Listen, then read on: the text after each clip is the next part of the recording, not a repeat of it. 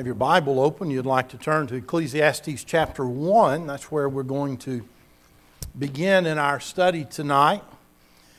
We're going to be spending the majority of our time looking at several passages in the book of Ecclesiastes. If you'd like to follow along, please turn to that passage. Again, it's good that we can be here. Appreciate the presence of everyone as we study. Our intent is to try to understand what God's will is for us. And as we study the Word of God, it will help us to know what we must do so that we can be pleasing to God. Let me just make a comment. Somewhere along the line, I was told toward the end of my sermon this morning, I mentioned the prodigal son, and if that threw you off, it should have, because I don't even remember saying that, and I said it, but where that came from, all I can say is it came from my mind. But I do appreciate those who are listening and ask that you listen carefully tonight.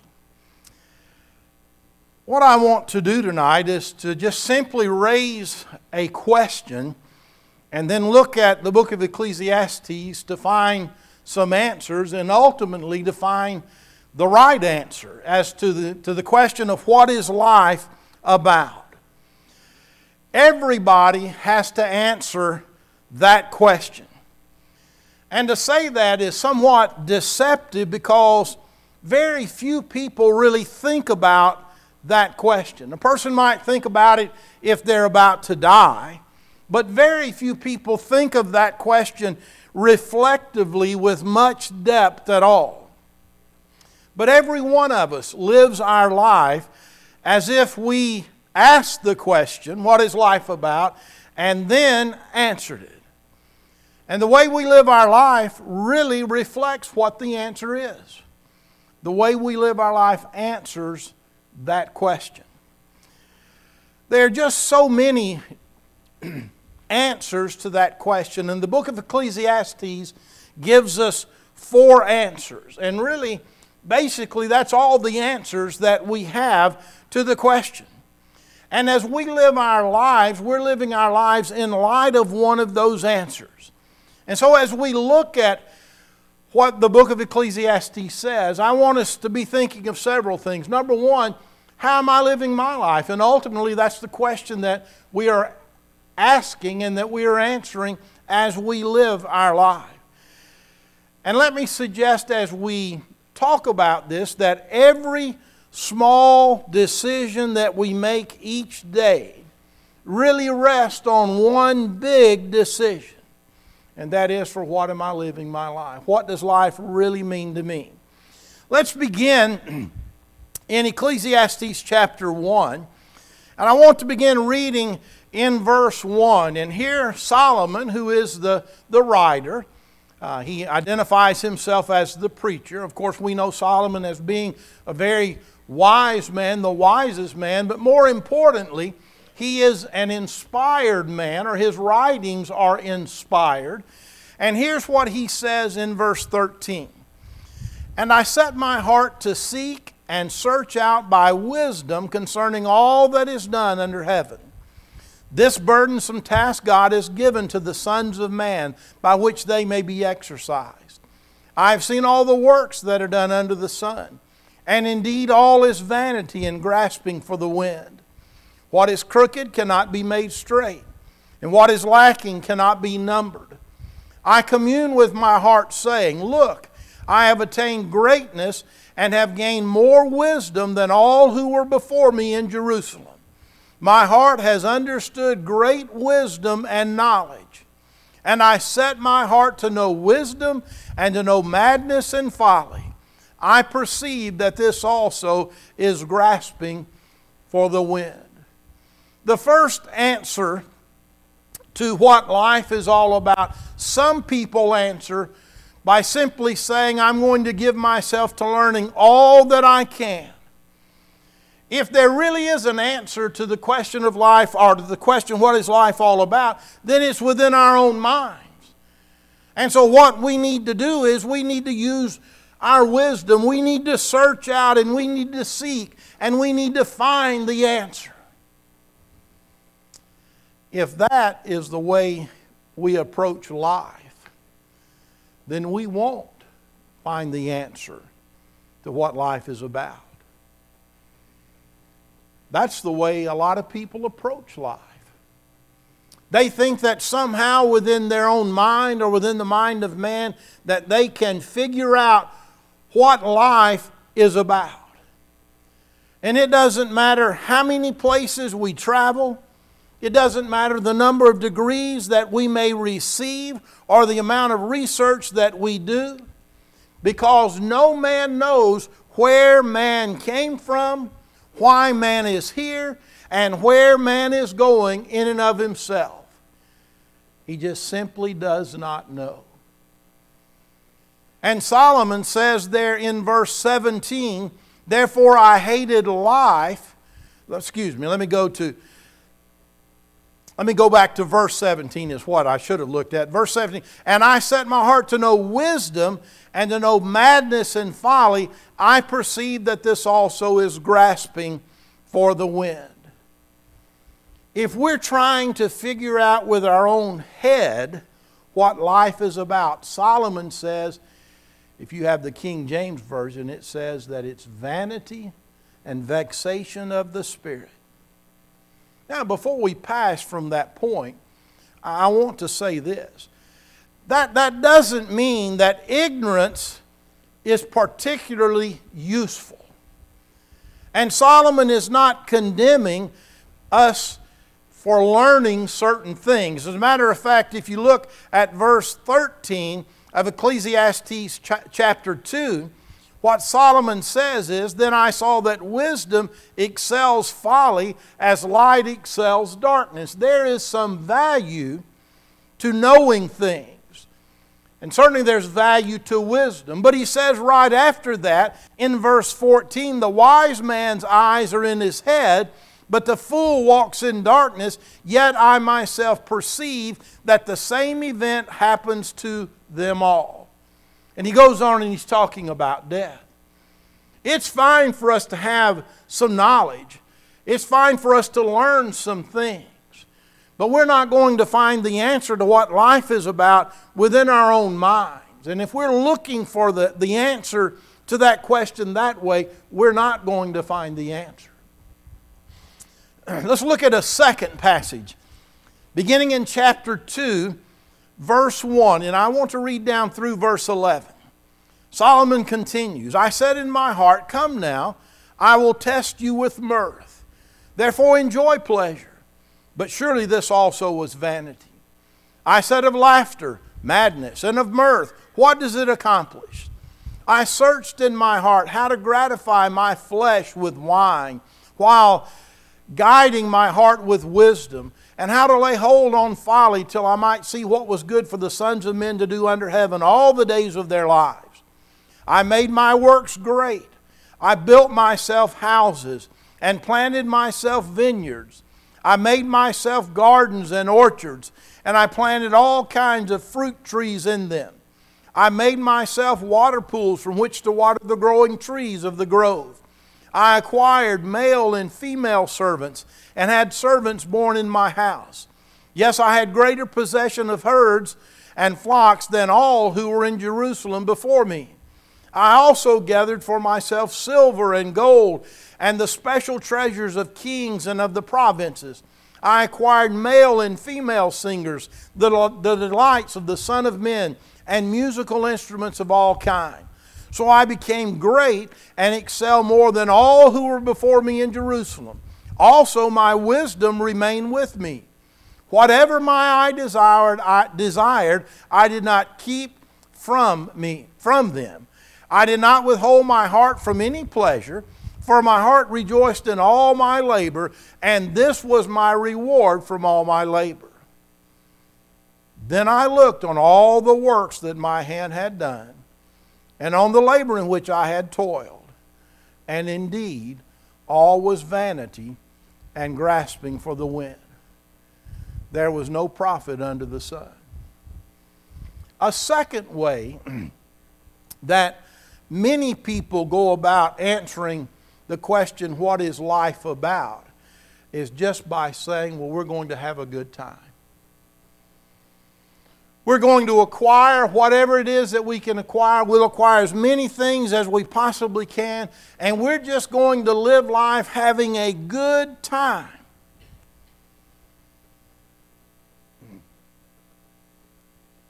That's the American way of life.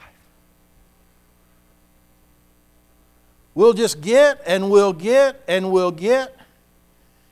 And if you really want to live life, just have fun. Just have a good time. And so you hear phrases, and I've heard these most of my life. You hear phrases like, well, if it feels good, do it. Or live for the moment. Or grab for all the gusto. Surely that's what life is about. And when you look and you consider what Solomon and what he had, we would probably say, or if somebody was reading that, they'd probably say, well, Solomon, he had it all. He had it made. Basically, whatever he wanted, he had.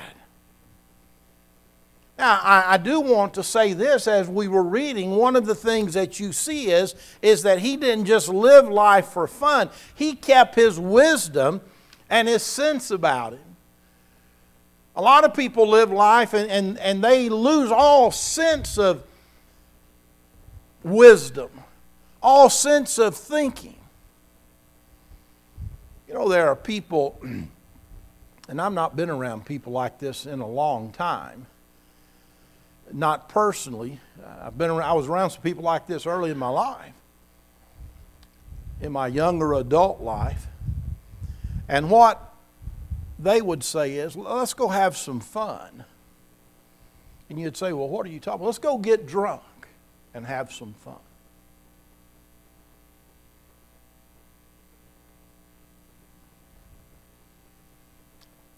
I've watched people. I've never been drunk. I have tasted alcohol with my finger years ago. I'm not proud of that, but I did. I've watched people get drunk. And I'm going to tell you, it just doesn't look fun to me. I've watched young people get drunk, and then I watch them throw up all over themselves and over everybody else that's around. And again, when I look at that, that's just not fun. And a lot of people, under the guise of having fun, become drunkards. They run off and they leave their loved ones. They hurt other people. They hurt themselves. And that's no fun. And most people in those situations who say they are having fun, they're not having any fun at all. I'll tell you what they're having. They're having heartaches. They're having tragedy. And they're having all kinds of problems that come with that type of life. And then people like that turn around and they look at those of us who are Christians, and what they will say to us is, you know, if you're a Christian, and if you're a Christian, you just won't have any fun. You won't allow yourself to have any fun. Well, you know, that's a lie. That is absolutely a lie. Now, I'll say this, as a Christian, I'm going to have different fun than others have. Where they may decide to drink a cocktail or some alcoholic beverage to get the buzz or to get drunk. You know, I may choose to drink lemonade or water. But I'm going to have fun, but it's not going to be the same kind of fun that they have. And the writer here of Ecclesiastes says, I was going to live life just doing what I wanted to do. And that's exactly what he did. Let's read again verse 4 of Ecclesiastes 2. I made my works great. I built myself houses and planted myself vineyards. I made myself gardens and orchards, and I planted all kinds of fruit trees in them. I made myself water pools from which to water the growing trees of the grove. I acquired male and female servants and had servants born in my house. Yet I had greater possessions of herds and flocks than all who were in Jerusalem before me. I also gathered for myself silver and gold and the special treasures of kings and of the provinces. I acquired male and female singers, the delights of the sons of men, and musical instruments of all kinds. So I became great and excelled more than all who were before me in Jerusalem, and my wisdom remained with me. And his conclusion is, verse 10, whatever my eyes desired, I did not keep from them. I did not withhold from my heart any pleasure, for my heart rejoiced in all my labor, and this was my reward from all my labor. And he says, all is vanity and vexation of the spirit. He says, I did big things. I had a great life. And a lot of people conclude, well, that's what life is all about. The truth is this. When we come to the end of our life, if all we have are the things that we've done in this life, then our life will have been empty. Suppose I come to the end of my life, and here is what I can say. Suppose I can say, well, you know, I own 7 houses during my lifetime. I own 25 different cars during my lifetime. I ate 80,000 meals in my lifetime. I attended 1,000 ball games in my lifetime. And if I come to the end of my life, if I could say I have $50 in my bank account, or if I could say I have $50 million in my bank account, if that's what my life consists of, then it is empty. Because that's not what life is about. It's not about just acquiring and having and having and having and having. And if we live life just for the fun and the games, then that's empty. That's vanity. In verse 18 of chapter 2, Solomon says, in relation to what we've read, then I hated all my labor in which I had toiled under the sun, because I must leave it to the man who will come after me. And who knows whether he will be wise or a fool? Yet he will rule over all my labor in which I toiled, in which I have shown myself wise under the sun. This also is vanity. Whatever we leave, whatever we have, we won't take it with us. And it'll be left for somebody else. And they may use it well, they may not use it well. And Solomon's conclusion is, this also is vanity. You know, there are a lot of people who can see that. They see the frustrations and the emptiness of trying to live for material gain and a good time. And so what they determine to do is not to live life that way. And so what some do is they just reject any kind of meaning in life. Let me read from the 3rd chapter of Ecclesiastes, beginning with verse 5.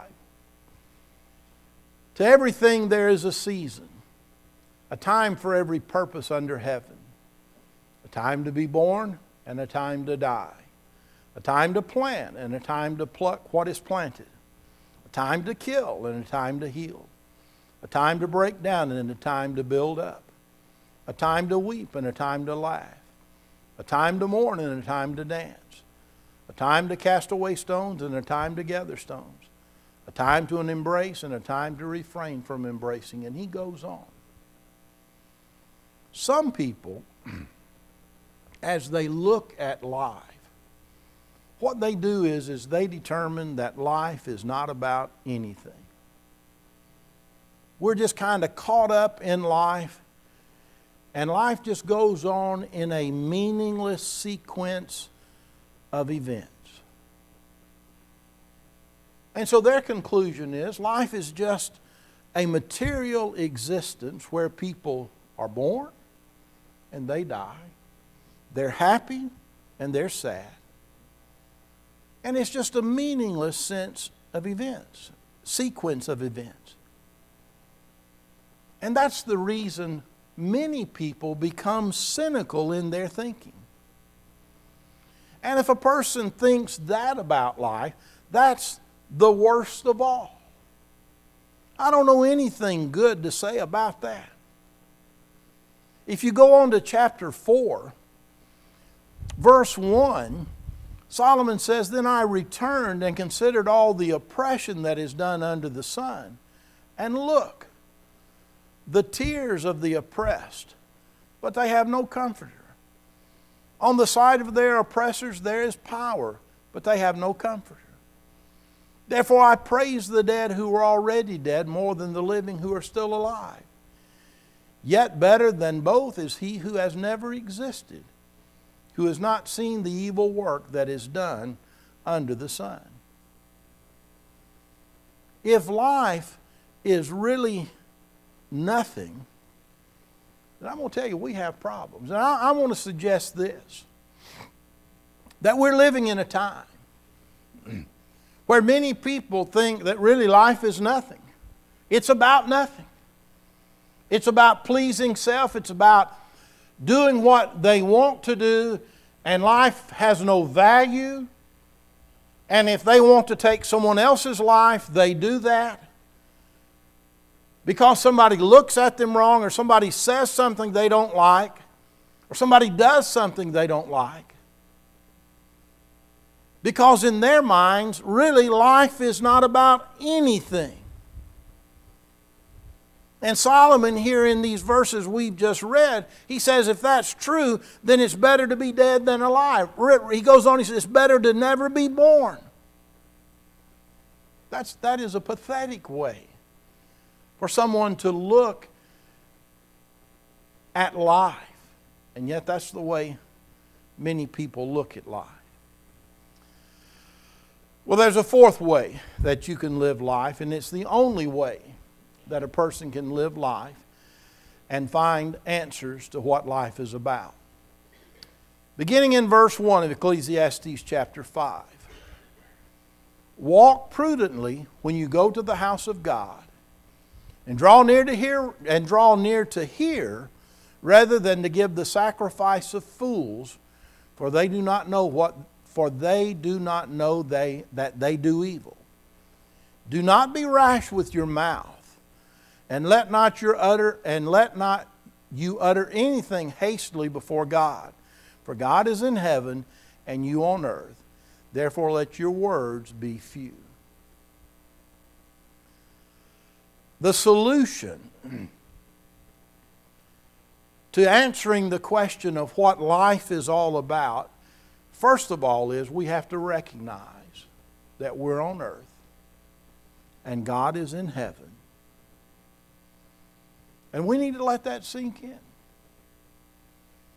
And what I like to tell myself is, God is God and I am not. And no other person is. God is God. And if I want to get an answer, the only way is for me to listen to God. I need to stop talking and listen to God. I had on there, I need to shut up and listen to God, but I thought that sounded that may express it really better. If I want to know what life is about, then what I have to do is I just have to close my mouth. I have to be quiet long enough to listen to what God has to say.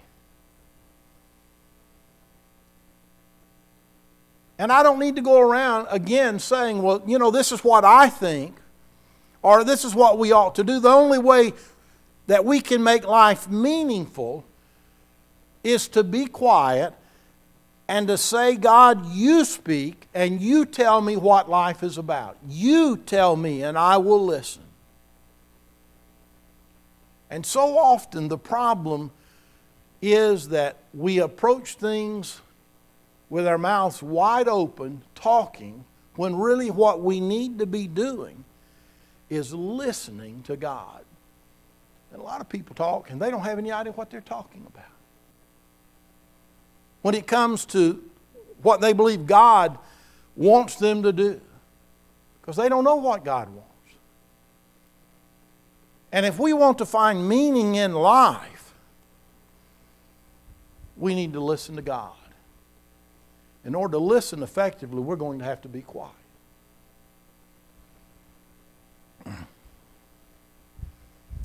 And God will tell us. He does tell us what life is about. Now, there are a couple of things that we can understand, and Solomon deals with that, and that is, we'll understand that regardless of what happens in this life, God is in control. I don't always know why things happen the way they happen. I don't have to know. But what I need to know and I need to understand is though things may be out of my control and they may be out of your control, they're not out of God's control. God is in control.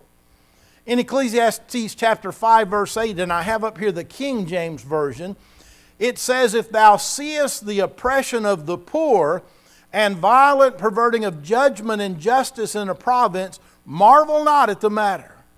For he that is higher than the highest regardeth, for there be higher than they." You take any ruler, anywhere, at any time, in any age, and what happens, first of all, most rulers oppress those who are poor.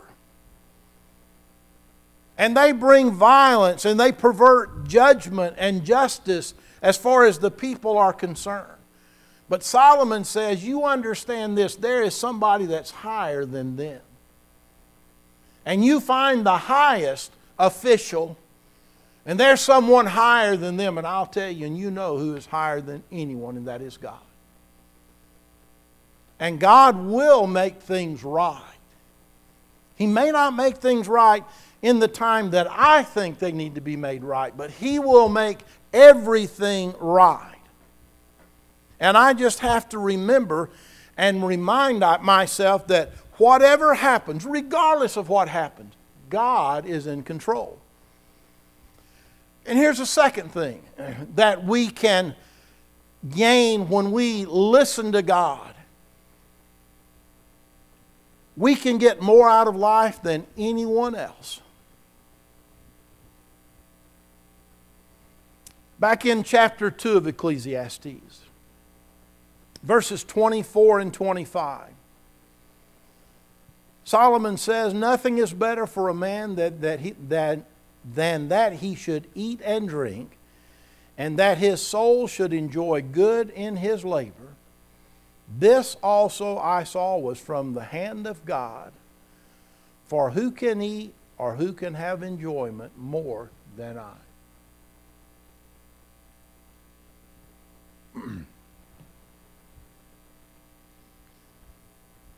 We're going to bring it up to 2018. As a Christian, as someone who is faithfully serving God, there is no one who can live a fulfilled life like that of a Christian. Now again, it'll be different from people in the world. But there is no one who will get more out of life than a Christian. Because when we listen to God, we know why we're here. We know how we got here. We know where we're going. And we know how to navigate, not in a sinless way, but we know how to navigate life with the help of God and with the help of Christ.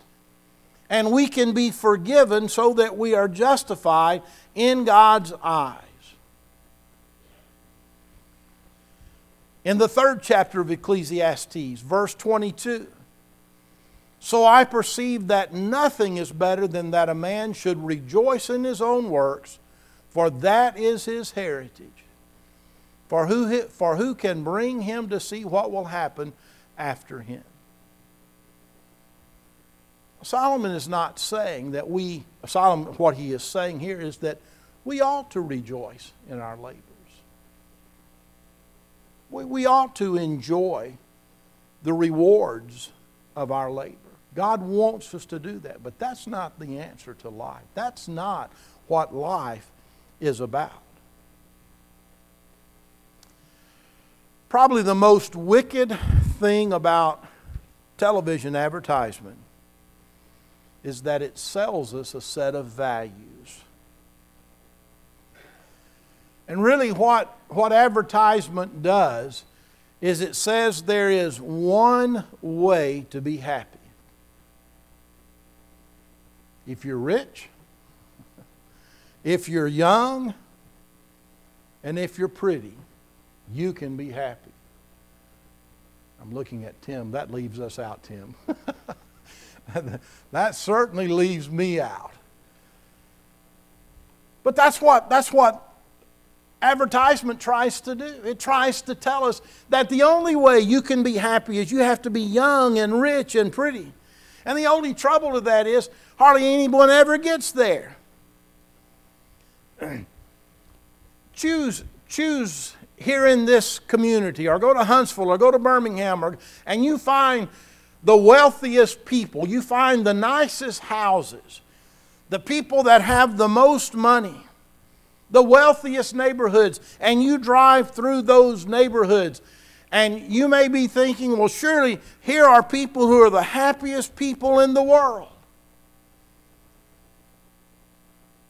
And I'm not saying you won't find some happy people. I'm going to tell you what you'll find. You'll find people who have troubles. You'll find people who have ulcers. You'll find people who are alcoholics. You'll find people who are drug addicts. You'll find people that have problems that come with wealth. There are just some problems that come with wealth. Again, I'm not saying that a wealthy person cannot be happy, but if a person who is wealthy, or any person, is happy, it's not because of the house that a person lives in. It's not because of the type of car that a person drives. Happiness is not found in wealth, but it's in being content with what we have and being thankful to God for what we have.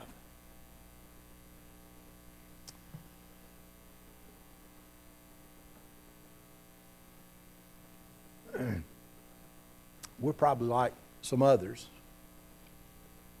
We have a satellite dish. I couldn't tell you how many stations it shows or has. And Daddy says this, you know how many you can watch at one time on one TV? One. And you flip and you flip and you flip, and a lot of times you can't even find one that's fit to watch. A person can only use so much. And if we have food and raiment, Paul says, let us be content with those things. And as Christians, we're not chasing after everything that is out there. But we're being thankful for what we have and being content. And if a person has a job that is a respectable job, they have a place to live, food to eat, clothes to wear. If they have a family that's a fine family and you love one another and you're serving God faithfully, that is life. And I'm going to tell you, that's the best there is. There is not anything that is better than that. And I say this to those of us my age and older and younger, don't let anyone tell you that if you're a Christian, you can't get anything out of life. You'll get more out of life than anyone else. And the contentment and the happiness and the peace that we have in Christ, people look and they don't understand it. And they can't understand it. Because they don't understand who God is, and they don't understand what life is about. And they don't understand why we are here on this earth. And finally, we'll go to Ecclesiastes chapter 12, where Mike read in the very beginning. When you come to the end of the book, Solomon says, here's what life is really about. Here's what life means.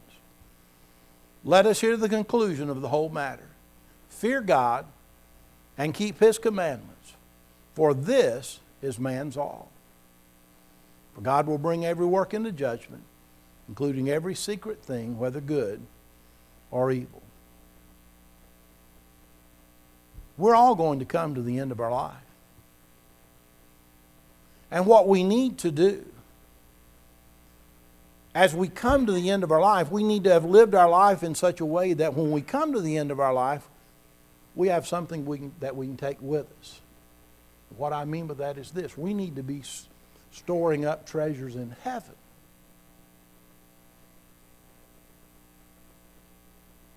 Because the treasures that we store up here on this earth, they won't be going with us. And when it's all said and done, they will not mean a thing. And if we want to have meaning in life,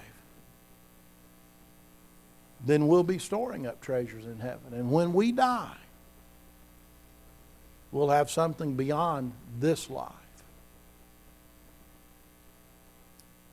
What is life about? Fearing God, respecting Him, and keeping His commandments.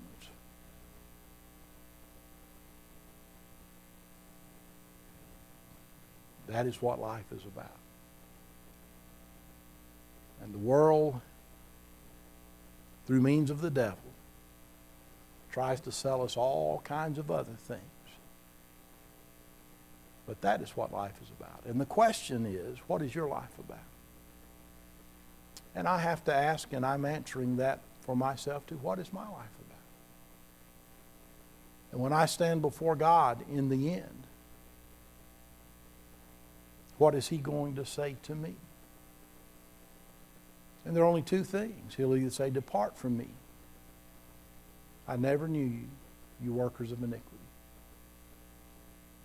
I can't even hardly, I can say that, but I don't even like to think about that. Can you imagine standing before God and hearing those words? Or we can hear Him say, well done, thou good and faithful servant.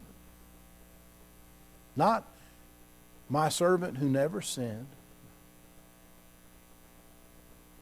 but my servant who was faithful to me.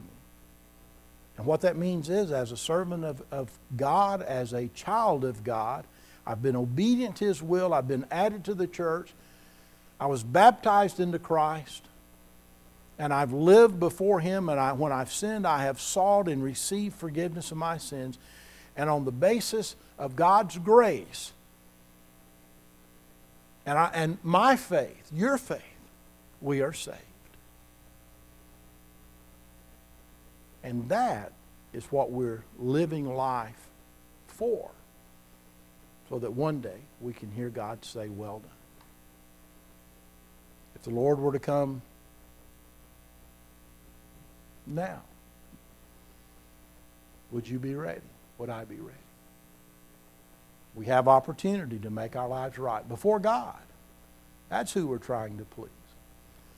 Tim, let's stand and sing, please, for our encouragement.